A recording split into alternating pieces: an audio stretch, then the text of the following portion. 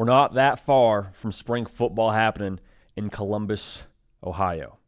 Get used just thinking about it. The adrenaline gets rolling. The eyes get big. And so when you go over to LettermanRow.com, you check the message boards, you roll through the Letterman Lounge, what intel do you want to be getting from a Tim May, from a Spencer Holbrook? We'll talk about it right now. If you're dialed in over here, welcome. Glad to have you already dialed in. But if you're not dialed in, if you're not subscribed, would love to have you subscribe to this channel. We're talking about spring football. Clearly we're sickos. Clearly you are as well because you're watching this video. So go ahead and subscribe for us. Appreciate y'all for doing that. So the first piece of intel that I want to hear, I want Spencer Holbrook texting me the day after the fourth spring practice, after the first Ohio State scrimmage rather. I want him texting me, dude, you are an idiot. You are so dumb. Not because I want to have my feelings hurt. Not because I'm above that, but because I have openly questioned the Matt Patricia hire for Ryan Day as his DC. I've questioned it. But what I think you could maybe take away from this spring practice and from this overall spring period is like, I want to hear the defense doesn't have this massive adjustment to make. Now, that's not me saying that the scheme that Jim Knowles had in place is going to be the same as Matt Patricia's. I think it's pretty safe to assume they will have some differences. But for Ohio State, like, it's never going to be a talent thing. I don't care who you lose. It's never going to be about, do you have enough guys with five-star prowess? You got Caleb Downs, you got Sonny Styles, you got Davison Ignosin. I'm not telling you all those guys were 5 stars, but I am saying you know what you're getting in those cats.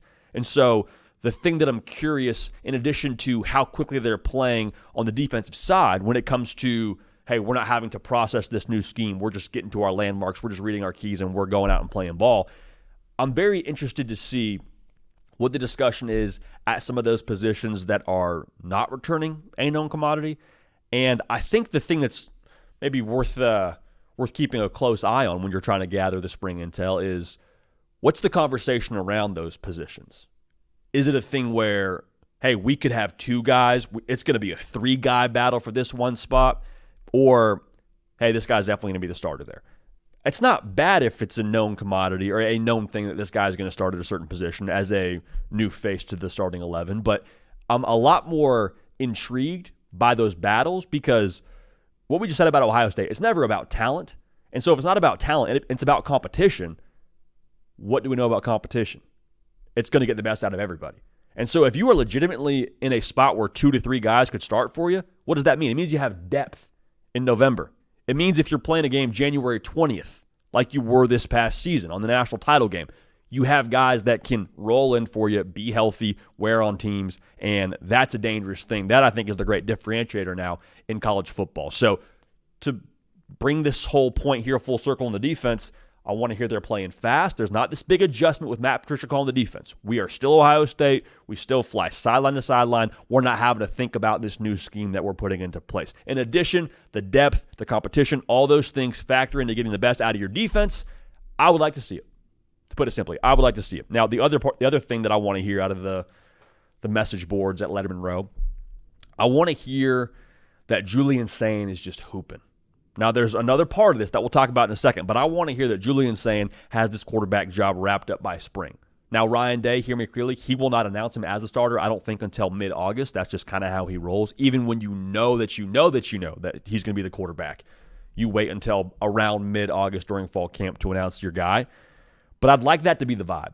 And the reason why I feel that way is Julian Sayin last year factored into the quarterback battle even a little bit during the spring when he popped up as a short-term signee via the portal from Alabama. And there's so much momentum for him. I would love for Ohio State to just feel tremendous about the quarterback position from the jump. That would make me feel good when I'm talking about Ohio State.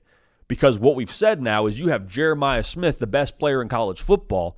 If I feel more than a sure thing at quarterback around Julian Sayin being the guy, then by, I think it's transitive property maybe is the right verbiage there. By association, I feel good about the guy getting Jeremiah Smith the football. I feel good about his impact during the entire season. Now, just what we said, though, about competition on the defensive side, it's not a bad thing.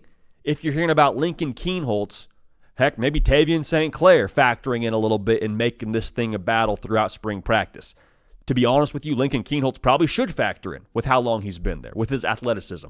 So if it's a battle and you have 2 guys going back and forth, that doesn't negate the point I just made. I wouldn't be concerned about Julian Sayin. I would be saying, okay, great, you got two guys that can play. May the best man win. And whoever ends up winning that job will have won it because they balled out, I believe, in competitive settings and won the job based on merit. So if it's me, the confidence I'd like to have is Julian Sayin's the guy, and we're not even asking second-level questions over there on the message boards. But if it goes to a battle, that's not a bad thing either. Now, I will say this. I really would like to leave spring practice and talk to the guys at Letterman Row and hear about Ohio State and not have a hypothetical game being played on the offensive line, because it's not Will Howard next year. It's going to be a new first-year starting quarterback for the Buckeyes. And so if I have to account for the offensive line and I'm trying to work out how it could look good, we're already in a tough spot. Now, that doesn't mean that Ohio State's not still going to compete for a national title. I think they have the roster to do that even with all that they lost. But the point remains, I don't want my first-year starting quarterback having a sped-up internal clock. And if it goes that way, maybe you do go with the more mobile of the group and go with Lincoln Keenholz to try and create plays for you. Just let's not even have to factor that into our quarterback conversation. I want the offensive line to have answers, to be confident, to say this is our starting five, or we think this is our starting five, and if it's not that starting five, we got other dudes that can factor in for us as well and make something happen up front. I'd love for the offense to not even have a thing where you can tell the difference from last year. Not from a talent perspective. There's going to be some acclimation there. But with Brian Hartline now calling the plays in Columbus, I would love for it to be when you watch practice, hey, things are still running crisp. Hey, everybody still knows what they're doing. Hey, there's still a certain vibe of this is what we did last year that got us to where we wanted to be. We're keeping a certain level of those same practices in place while also implementing the Brian Hartline flair.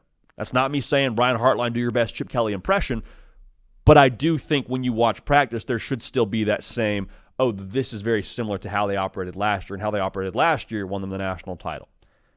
So last thing I'll say, anytime you win a national championship, it's very easy for, I think, complacency to creep in. Now, that's not me speaking from experience. That's just, I think, human nature. You have success at a high level, it's very easy to read your own press clippings and think that you are the bee's knees, to use an old expression, and you feel good about yourself. I don't think that'll be Ohio State. I think this staff and Ryan Day have dealt with adversity enough throughout their time there to where it's not going to be a poison that creeps into that locker room. But just, it'd be nice to hear it out of spring practice. It'd be nice to have that same intensity of this group saying we don't care about last year. I know it's cliche. I know it's the right thing to say. I know we'll probably hear it. But just when you listen to some of these guys speak to the media, you can tell what is being said as the right thing or what's being said as, no, I truly mean this, and this is a reflection of that locker room. A little bit subtle, a little bit something's kind of nuanced we'll have to talk about together, but overall, I think you're going to see that from Ohio State, and I think they're going to be right back in the mix of competing for national titles and competing for a Big Ten title here in 2025. So on top of all that, I'd love to not have Jeremiah Smith be talked about too much during the spring. Like if he's getting more than, 10 team reps during spring practice at a time, that we're wasting our time. Like we know what number 4 is about. So a lot to unpack, a lot that we're going to unpack as spring practice rolls around in Columbus. But let me know your thoughts. Let me know what you want to hear when it comes to the spring intel around Ohio State in 2025. Caden Smith on the 1s and 2s. For myself, JD PicKell, we appreciate y'all. We love y'all. We will keep this party rolling, and we will see y'all next time.